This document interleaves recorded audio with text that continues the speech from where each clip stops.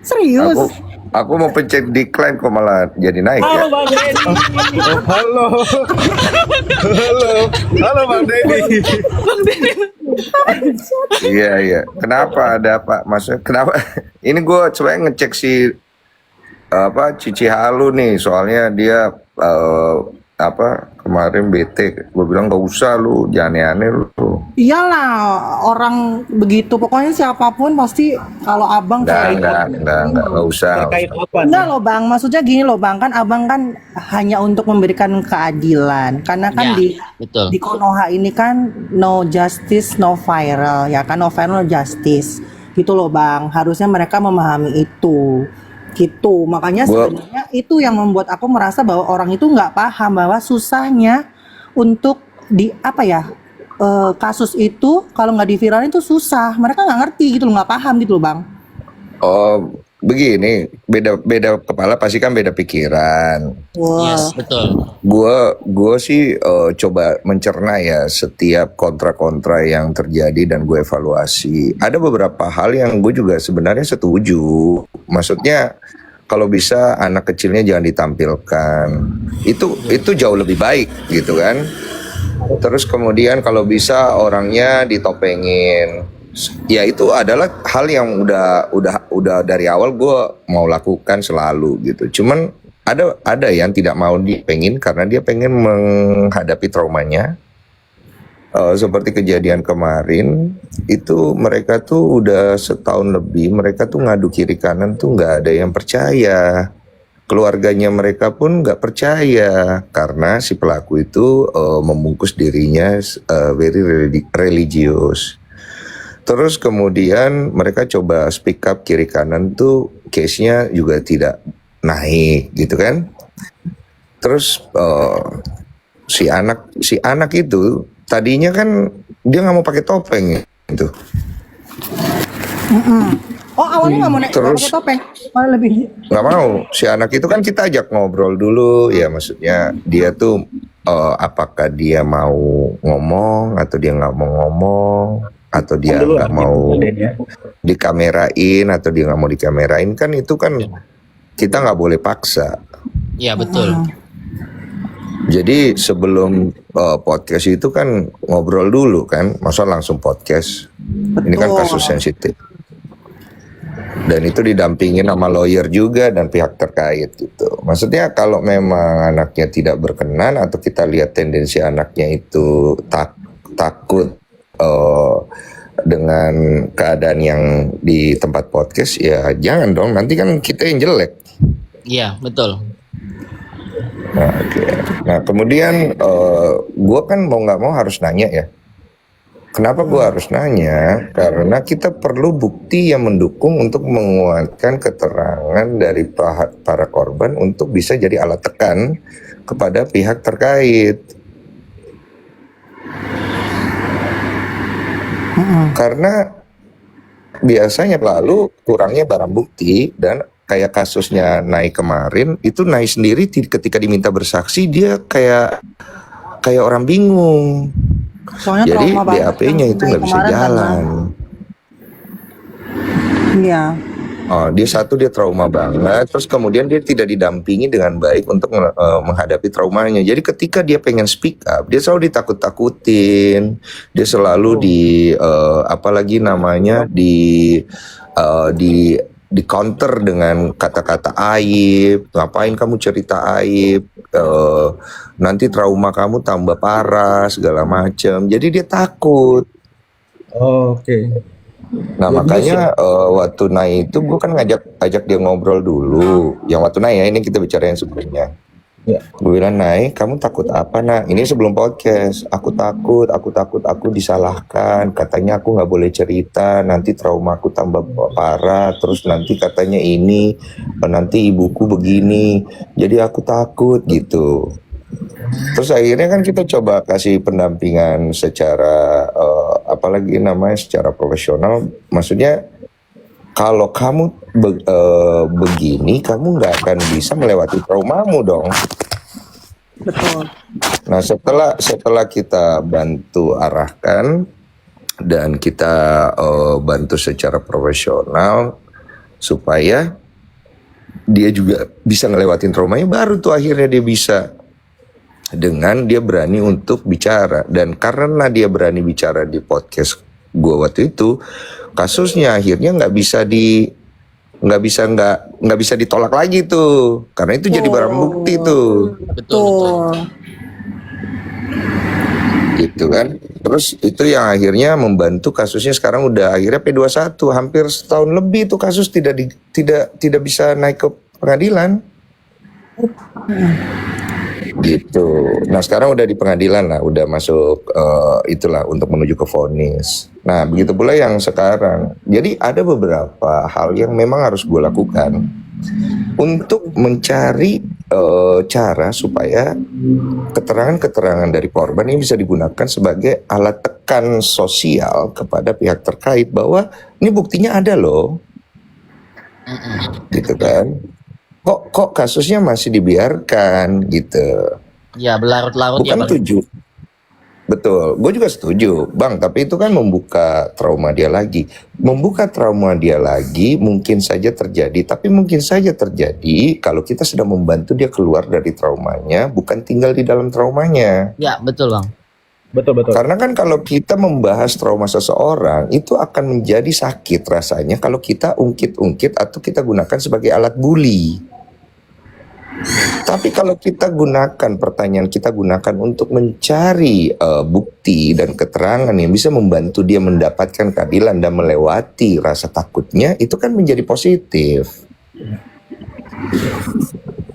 Nah, gue tahu ada orang yang punya POV yang berbeda, tapi kan gue sering ngobrol dan gue banyak sekali masukan dari orang-orang yang menjadi korban. Walaupun tidak semua, mereka rata-rata pengen speak up untuk melewati trauma mereka. Karena mereka banyak yang udah pada gede, waktu kecil mereka nggak dikasih kesempatan untuk ngomong, ditakut-takuti dengan banyak sekali narasi, sehingga mereka pendam sendiri dan akhirnya mereka menyesal. Iya, betul. Betul, Bang. Betul. Jadi gue juga bisa paham ketika ada orang yang merasa bahwa pertanyaan lu tuh terlalu nggak cukup buat nggak pas untuk anak seusia gitu. Memang kagak pas. Gini nih, gue nggak segila itu mau pergi nanyain anak orang mau buat apa kalau gue nggak. Iya. Benar. Iya, pasti kan semua udah terukur. Jadi kalau misalnya sekarang gue pergi tanya anak kecil kan, kamu dulu diapain sama itu? Buat.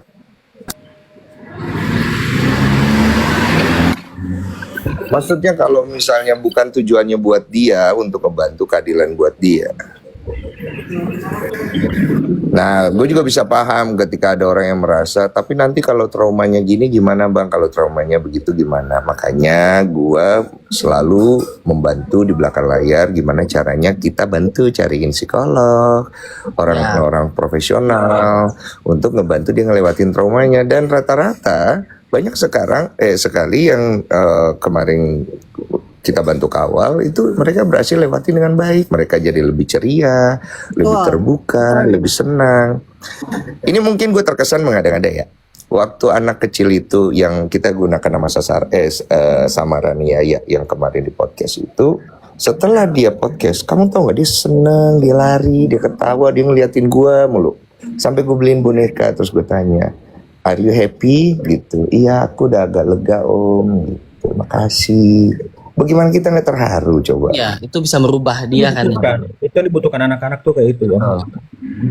Karena luka dia, trauma dia, kita tidak lawan, kita memberikan validasi bahwa apa yang dirasakan itu memang benar dan kita mendukung dia gitu. Betul. Terus setelah sehari 2 hari, gue mendapat kabar dari lawyernya kalau ibu itu kan karena dia tidak memakai topeng, akhirnya kan banyak yang kenalin ya. Iya. Ibu itu berterima kasih banget karena akhirnya jadi banyak yang ngedukung dan bersimpati pada dia. Yang tadinya dia pikir dia malah akan dihujat karena menyebar aib, karena membuka permasalahan rumah tangga. Malah ternyata tidak, ternyata malah banyak orang yang mendukung dan bersimpati sama dia. Dia sangat terima kasih gitu loh. Jadi kan dampak positifnya ada gitu. Kemudian akhirnya kemarin ada Brigjen dari Perlindungan Perempuan dan Anak yang membantu menjadikan kasusnya jadi atensi sekarang.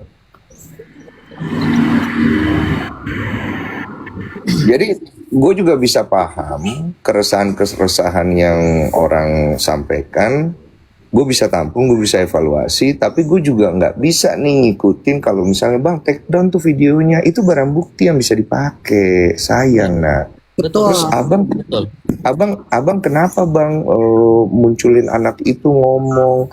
Kalau gue nggak ngelakuin hal itu, satu gue nggak dapat barang bukti, kedua gue nggak bisa nge-push supaya case-nya tuh bisa jadi viral dan kemudian masyarakat akhirnya jadi membahasnya dan itu bisa menjadi alat tekan secara sosial kepada pihak terkait. Karena untuk ngangkat satu kasus itu susah banget. Betul.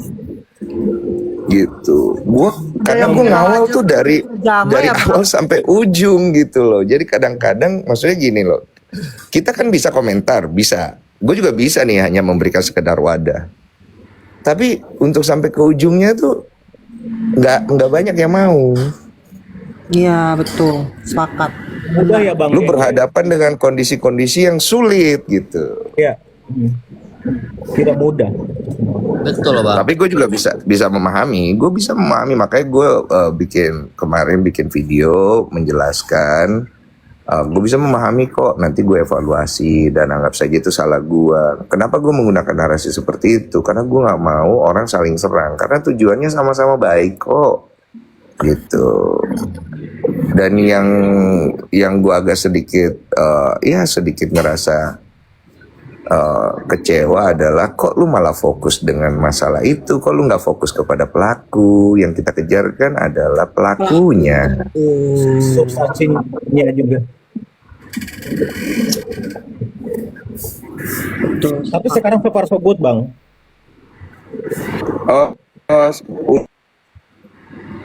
Udah atensi juga. Kemarin gue dikabarin hari ini mereka langsung dapat panggilan dari pihak terkait untuk dilakukan proses lebih lanjut karena kasusnya itu gelar perkara aja belum. Jadi penentuan tersangka tuh masih jauh. Iya loh. Apalagi mau masuk pengadilan. Kan kasusnya udah 1 tahun lebih ya bang, 1,5 tahun ya. Jadi kasusnya 1,5 tahun, gelar perkara aja belum. Jadi kasus itu kan dari jarak sekarang ke gelar perkara itu perlu waktu. Penentuan tersangka perlu waktu. Gitu.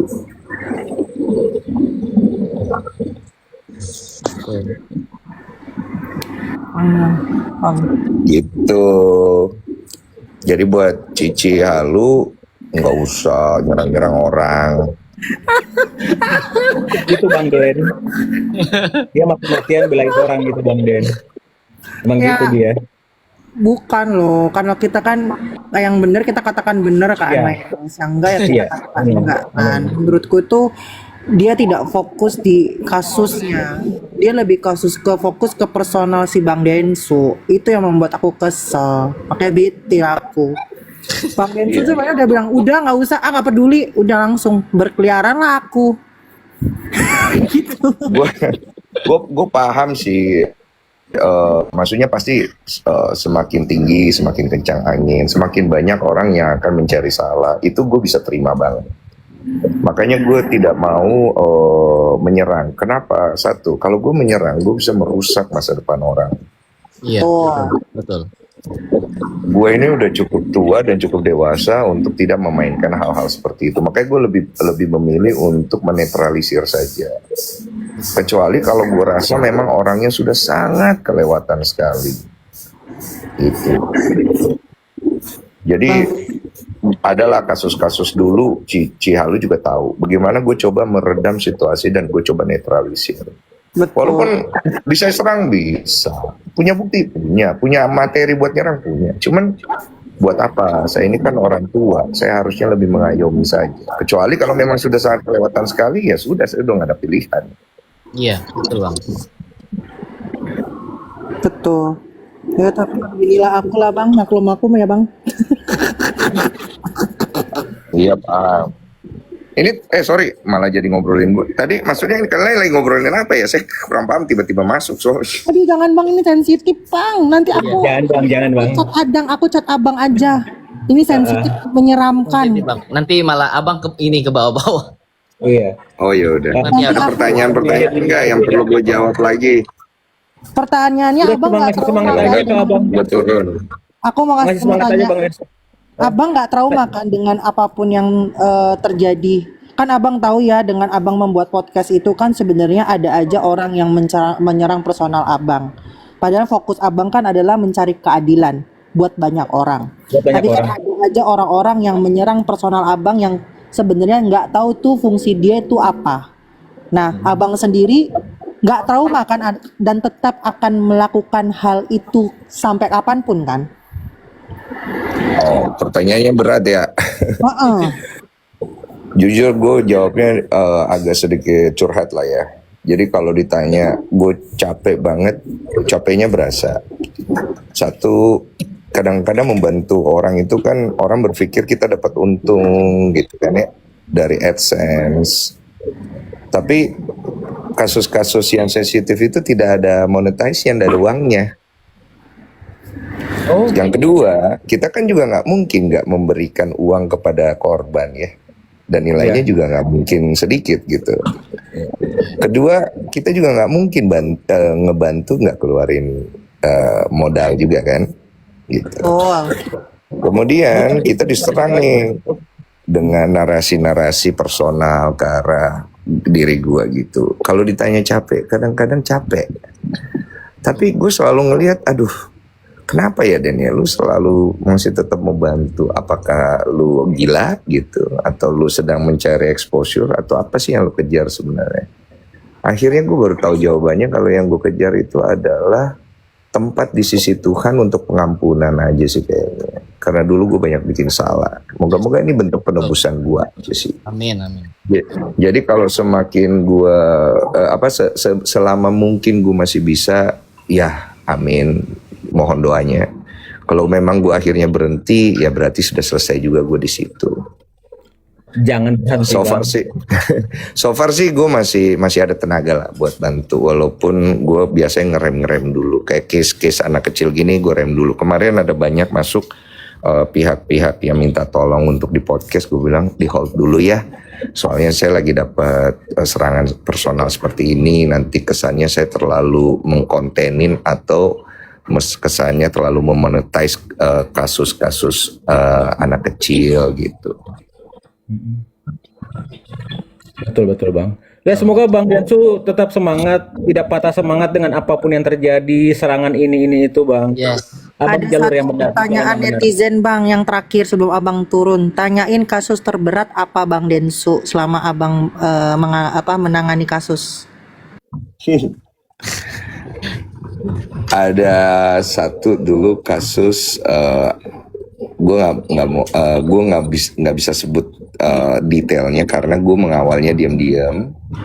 Jadi waktu itu ada 8 korban yang dilecehkan oleh salah satu orang punya nama dan punya power. Itu berat banget karena dia di backing orang kuat ya. Jadi gue di belakang layar sampai Ci Olive turun tangan, kita tempur tuh. Wow. Akhirnya gue harus ngubungin salah satu. Gue tuh kan nggak pernah minta tolong ya sama orang ya. Maksudnya gue punya link tapi gue jarang minta tolong gitu. Yeah. Akhirnya gue minta tolong tuh karena orangnya kuat kan. Gue minta tolong dan akhirnya kita bisa jebol penjarain orang itu lebih dari 10 tahun. Wow. Itu berat banget karena dia vonisnya lepas waktu itu. Bebas.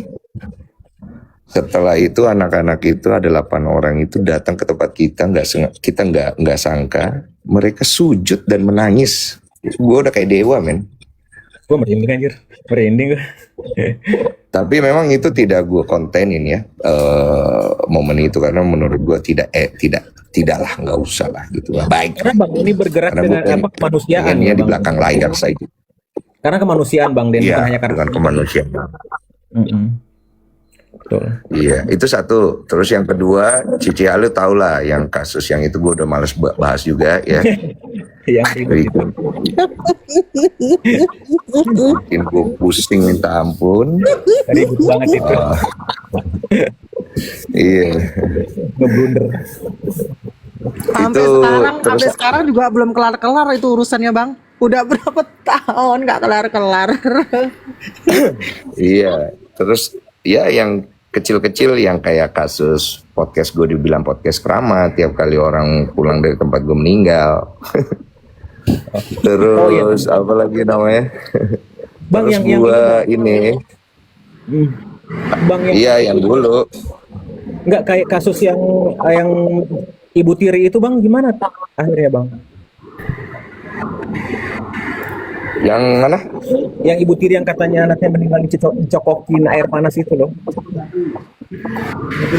Oh itu akhirnya si bapaknya itu akhirnya diduga tersangka tuh gue belum cek lagi, terakhir gue infonya katanya dia akhirnya ada kemungkinan jadi tersangka, tapi gue belum tahu apakah dia sudah tersangka atau belum bapaknya. Anak tirinya tidak terlibat ya Bang? Jadi ternyata tidak, jadi bapaknya itu ternyata juga dalang juga nih ceritanya begitu. Wow. Itu yang gue dengar. Jadi gue belum ngecek lagi sih maksudnya.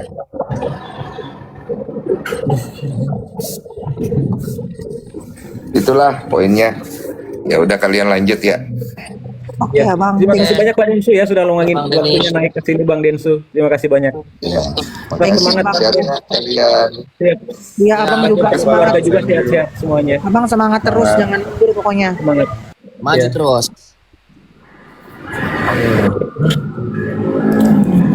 Gitulah. Jadi gimana ini inti dari segala inti? Intinya, gua nggak pernah ngarah. Apa?